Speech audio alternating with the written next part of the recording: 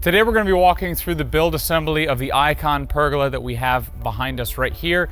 It allows you to do a multi-bay structure, basically 2 different units, but with 4 inset posts. Larger spans, larger spaces between your posts. So that gives you the advantage. We're going to walk through all the parts and pieces here at the table, and then we're going to be building it in real time as well so that you can see what we're doing from a small standpoint as well as what we're doing with the larger parts. The first thing that you need to know is what to expect at delivery. So at delivery, what you're going to have is going to be a lot of boxes. You can see them here at our ship dock, which are long and relatively heavy. Boxes go up to 120 pounds, so definitely want to make sure you are careful lifting or moving any of these boxes. You can slide all the parts out, arrange everything, double check at shipment. You received everything you were supposed to based on your pack list, and you should be good to go from there. Like I said, here we're going to go through each of the small boxes, and you'll see us unpack the big boxes as we get through the build. So first things first, the tools you need to actually build the pergola start right here. You'll need safety goggles and hearing protection. Work gloves are helpful, or cut resistant gloves. If you don't, you'll get cuts like I did. Painter's tape is fantastic.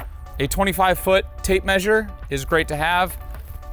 Quick clamps are fantastic because it is going to be really helpful to line things up a little bit later. A utility knife is a must, or a standard pocket knife. Wire strippers are going to be great for the electrical work that you're going to do a little bit later. A cordless impact driver is going to be needed. Make sure your batteries are charged and you don't set the impact speed too high. A 72-inch level is going to be needed. The larger, the better, but most people have a 72-inch one. A rotary hammer with a 3/8 bit for pro plates or a 5/8 bit for ultra plates. A small Phillips head screwdriver. You'll need the bit as well, so if you have a screwdriver with it, that's great. If you have a screwdriver that accepts the bit, then that's even better. A right angle driver is definitely a really nice to have on this build. It'll make it much, much faster. A caulk gun for any of the sealing that you do a little bit later. And then outside of that is stuff that isn't physically here, would be 2 8-foot ladders for you and whoever's helping you build it, sawhorses, and then the cleanup stuff like rags and trash bags, and then microfiber towels to wipe it down at the end if you want to do that. This is what's in the basic hardware box. If you have a small part and you're wondering where it's at, it's probably inside this box. We have occasionally sent this box inside of a larger box that has the end caps with it, so it could be inside there. There'll be a box inside a box. It will have inside of it your packing list showing you what everything is, talking about what the screws are and what they look like. The only exception to this is it won't show Icon specific hardware. Those will come with the Icon post or with the Icon beam. You can basically subdivide the entire hardware box into a few categories, okay? You have basically louver packages, which is R screws and M's, and that goes with your motor parts, which is bag S, bag L, your waterproof connector, and your motor direct connect. That is essentially louvers through to motor. For basic frame assembly, you'll need these for plumbing your posts. These are your composite shims. You'll need your post cap stuff, which is these sleeves, these bottoms, these tops, bottoms, tops. These screws right here, these number 12 self-threading. And if you have crown, these set screws. If you don't have crown, you don't need these. Then the last categories are gonna be touch-up and sealing, which is the caulk and the paint. And then the basic frame gets put together with 5/16 3/4 bolts, tooth washers, 4 bits, and the screws in bag D. And that's it. Okay, then we're just gonna go ahead and get started building the frame. Okay, now that you're gonna get started, make sure you have a clean, clear area, that your footers are to spec, and that you have all of them marked out, ideally with painter's tape. The first step to actually building it is gonna be unbox your posts, and then open up your post hardware box, which we'll do here shortly, and put your base plates on the bottom of all 4 posts. Your post hardware box looks like this. Inside here is gonna be everything you need for the bottom portion of the post. Inside this box, you'll find your base collar for that one post. You'll find your anchors to anchor it down into concrete, as well as your corner keys for the base collar, and all of your screws that go up through the base plate itself and into the post. And then you'll find your base plate. The base plate will be 3/8 thick for a standard pro unit and 5/8 thick for an ultra unit. First things first, you're gonna end up opening up this pack here, taking out the screws that you see us using in the assembly video and fastening those through the base plate and into the post. You have 12 spots to fasten through. I would recommend you hit the 2 corners on opposing sides first, only put them part way through, and then put all the rest of them in, and then tighten them all down at once, which you'll see us doing as we build it. Okay, when you go to finish them off, just make sure you don't over tighten it, or you could pop the head off in theory. These are stainless fasteners. Over tightening them is a problem.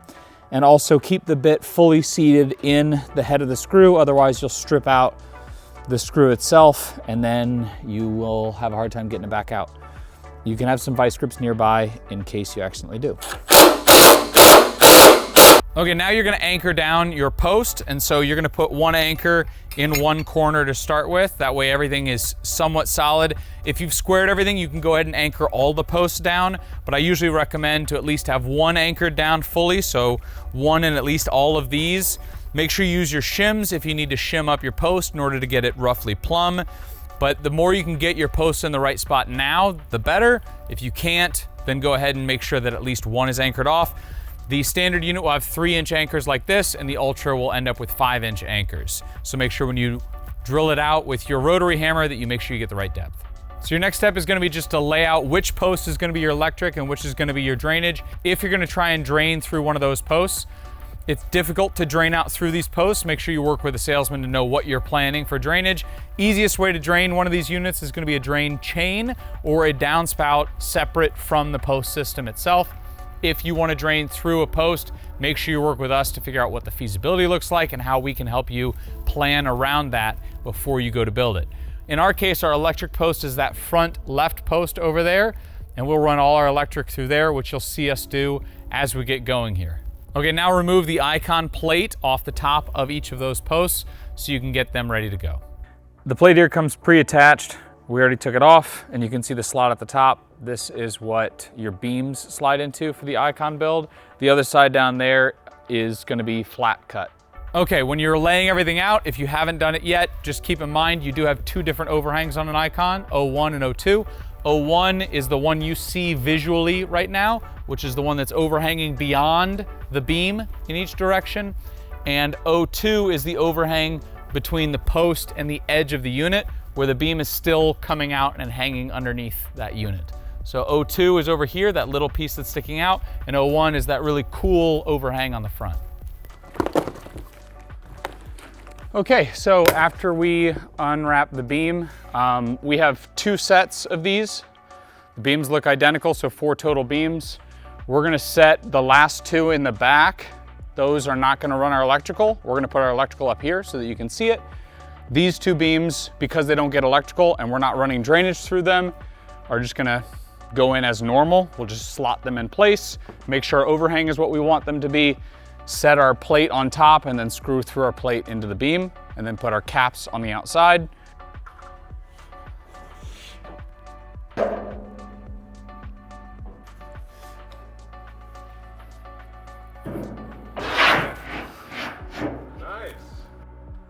So when you go and do this, like I said, make sure you don't scratch it. You'll see that there's gonna be a little bit of play in here sometimes, and that's because these extrusions are like making spaghetti with aluminum when they actually extrude them. And so there is gonna be concavity or convexity, don't know if that's a word, to the extrusion every so often. And so when you have that sort of issue, usually concavity, you'll see a little bit of a gap here. The simple answer is lay some painter's tape around it, caulk it, like basically get everything in there where you want it to be, and then take the painter's tape off, and that should give you a nice clean line so you don't have to smear it and deal with all that. So now you're gonna take the Icon plate at the top. It comes in any color you want as long as it's black. That goes into these holes that are set at the top of each of these posts. Just like the base plate at the bottom. Make sure you keep that head fully seated. Next, you're gonna put those 4 screws down into these beams, essentially locking them in place. Especially at this point, make sure you're in the right spot. If you're not, you're gonna obviously have the problems with the scratching. You should probably loosen these, but this will lock the beam in place. Once you do this, the beams aren't going anywhere.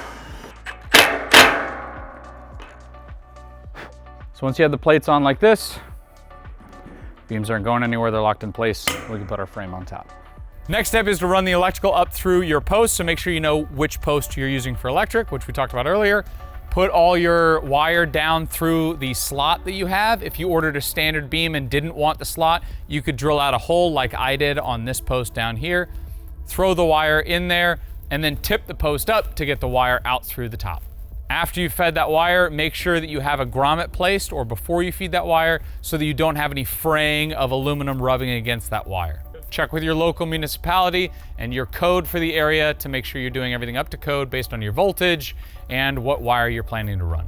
Make sure you know your O2, which is your overhang beyond your post, and what it is roughly to the center of your icon post within your icon beam. Drill a hole and then run your wire. Same thing applies for grommets. Feed the wire through there and pull it out through the beam. Obviously in this case you have 2 bays, so it'll be 2 different landscape wires that you fed through that beam. Give yourself plenty of slack. This is the time to give yourself all of it.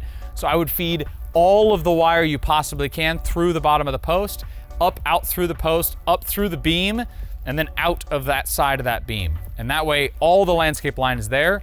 Then what I would do next is throw a tape measure through the other side of the beam, tape the other wire, so in our case the wire that goes to this side, tape the wire to the tape measure, pull the tape measure back through, and now you should have landscape line for each motor sticking out both ends of your beam. Then you can set your second icon beam in there, and then you can set your plate on both posts, and you can anchor that down. If you did all this in the air, that's great. If you did it on the ground, then now you would tip it up into place. You see we do it with 3 people. Highly recommend to do it with at least 3 or 4 people. The more the merrier, to make sure that nothing falls. It is a heavy item, and the further it gets away from you, the harder it is to move it. Now that you have both beam assemblies put together, the drains figured out, the electricals figured out, now you're just gonna square the 2 units in relation to one another. The nice thing about these icon units is you at least have 2 straight lines, so you just have to make sure you don't have them like this, or like this, or like this. So that's gonna be as simple as measuring your diagonal from one plate to the next, and then making sure you shift them / adjust them in order to make sure that this dimension, the outside to outside on all 4 posts, is the same, and that the corner to corner dimension is the same, so that way you don't end up with something like that. That is the common problem people have, is they build it off like this, where your outside to outside is correct, but they are slightly off. Your floating corner comes in a box that looks like this. It'll say on there the color, and that's a floating corner box. So when you receive the delivery, this is a good way to double check that you have all the floating corners that you originally ordered. Inside your floating corner box, you will have 1 floating corner, along with 4 screws. The 4 screws go up through these 4 holes when you actually screw them onto the beams. As you pre-attach these floating corners and you set a beam there, make sure you seal off where the beam meets this plate here at the bottom, because if you don't seal that, water will just leak underneath your beam and down onto whatever's below it. So make sure you put some sealant here, set your beam, put your screws through here and here first. Make sure you like what this outside surface looks like. If you need to clamp it in order to put those screws in, you can. And then on the bottom here, to make that bottom look good, make sure you clamp that. You can see us doing that method. Clamp it, and then put 2 screws in through the bottom. These screws that we're using here are stainless steel. If you don't know, stainless steel is softer than regular steel. It doesn't rust as much, but it is softer. So if you over tighten this with that impact driver, you will pop the head off. If you pop the head off, the shaft is gonna be buried up in that extrusion, and you're not gonna be able to get it out without drilling it out. So go slow on these. You don't want the heads to pop off. Now that you put the floating corners on all 4 of your longer beams, bring up your long beam on the outside here. Make sure your O1 looks good, which is your cool overhang here on the front side. Your O1 on your front and your back is what you want it to be. Your alignment needs to look good on the outside here as well. This is the plate that goes inside of the icon beam itself. And this right here is the surface that sticks out a little bit. So you have 1/8 of an inch. You can set this, if it's not an electric or drainage where you have something sticking out, you can set this roughly in place as you set the beam to make sure everything flushes out, or you can just take this 1/8 of an inch and make sure you cheat your beam off of the Icon beam by an 1/8 inch so that when you set this, it ends up flush. After you have everything laid out where you want it, just make sure you tack it down. So you're gonna put one screw in the beam on one of this Icon beam sets, and you're gonna put another screw in the other Icon beam over there. So that way the beam is basically locked in on the two uprights. Next step is to take your two middle longer walls here and just set them on top. Get them in roughly the right area, but they don't have to be perfect for now.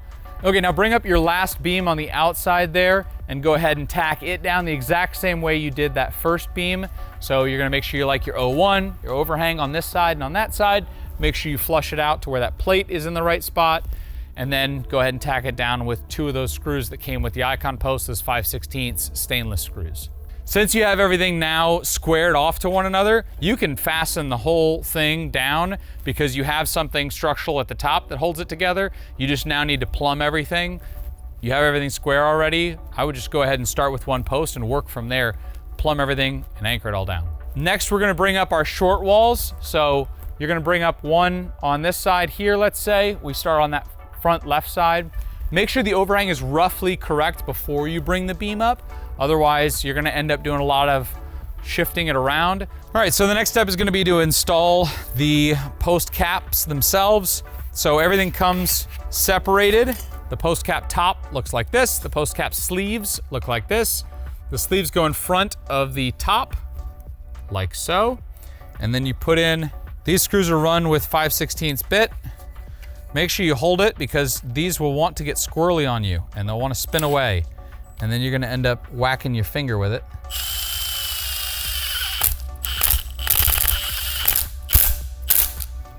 You're gonna put in the second sleeve on the other side. Now you notice it's white with black. All of our sleeves and bottoms are in black because they are just to hide the aluminum. They don't do anything functional. You won't even notice them. It's to kill the light. If I put white back here, they would become even more noticeable than they would be in black. So this is to basically make those corners vanish a little bit. The bottom goes on like this. You don't need a bottom for these because each of your floating corners already has a bottom. So installing a bottom wouldn't really make sense because it has a bottom. So each of these sleeves, once you've installed all of your corners, will go on like that. And then like I said earlier, if you have crown, then you would install these set screws in each of these spots at the top, those two spots at the top. And that's basically just to hold the top from moving around. If you are not installing crown, I would go ahead and use the same 5/16 3/4 bolts in the top like this. And that's what the finished corner should look like. So all 8 corners should end up looking like this, except you'll have those screws up through the top into the beam.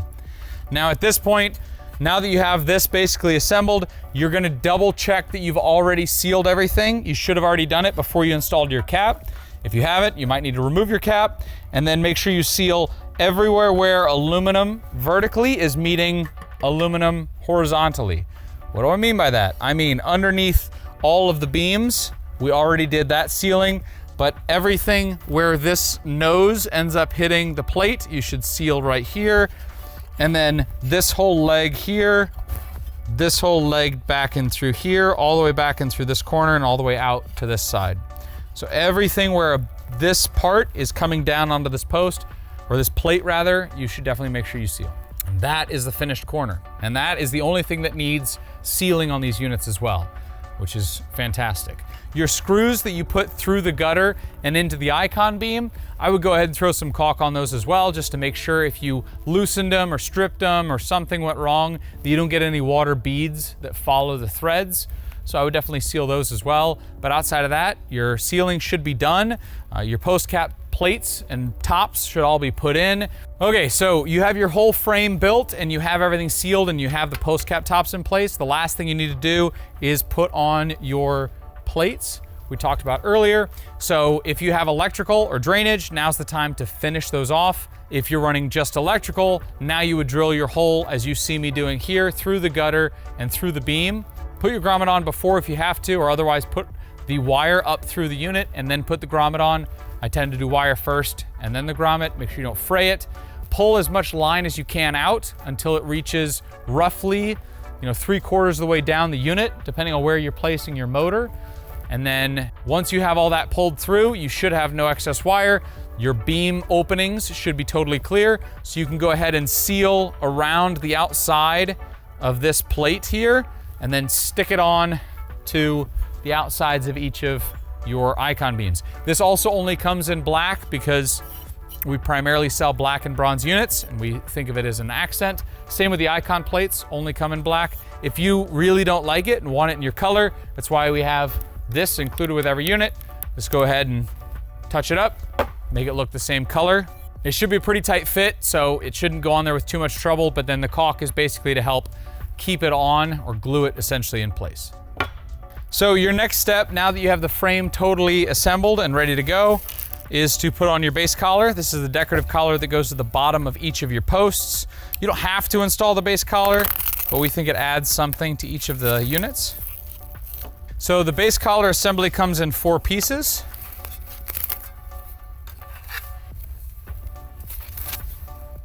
Like so.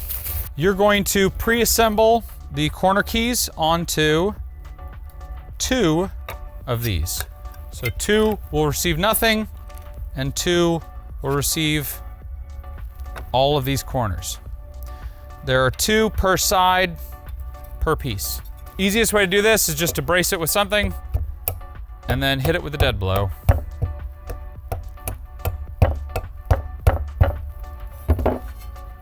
Make sure you bottom each of these out so they don't go anymore.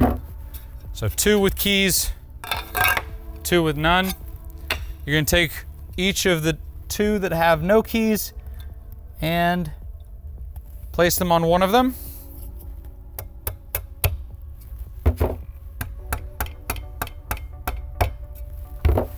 So you have that.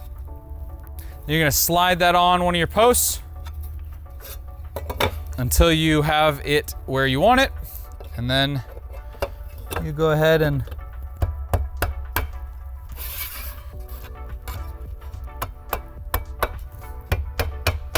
just make sure you apply even pressure. Tap, tap, tap, tap. Don't get too far ahead on one side.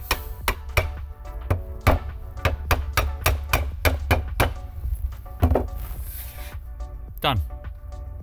Repeat that on all of them. You should have base collar on every post. Once you have the unit built, the base collar assembled, the electrical run, and everything sealed off, the other sealing is obviously where your electrical came through the gutter. I didn't mention that earlier, but make sure you seal any electrical holes. Any holes or perforations in the gutter whatsoever should be sealed. So if you have a standard unit, you'll see this graphic here showing how many rain guards you should have based on the width of your total unit. If you have a custom unit, work with your design consultant to make sure you have the right number of rain guards and you know what position to put your louvers in. The first rain guard goes on the opening side. Our louvers are closing this way, weather seal's on this side. This side here, away from that, on the far back side of this unit, would be where rain guard 1 would be installed. If you have 2 rain guards, then the second rain guard would be installed on the front. The install manual shows you all of the images of that and shows you exactly where they need to be installed. So refer to the install manual for how many you need, as well as in what orientation, what layout, where they need to be placed. Then you can go ahead and get started on any accessories you might have bought, whether it be center beams or crown or heaters or LED lights or any other electrical you're planning to run.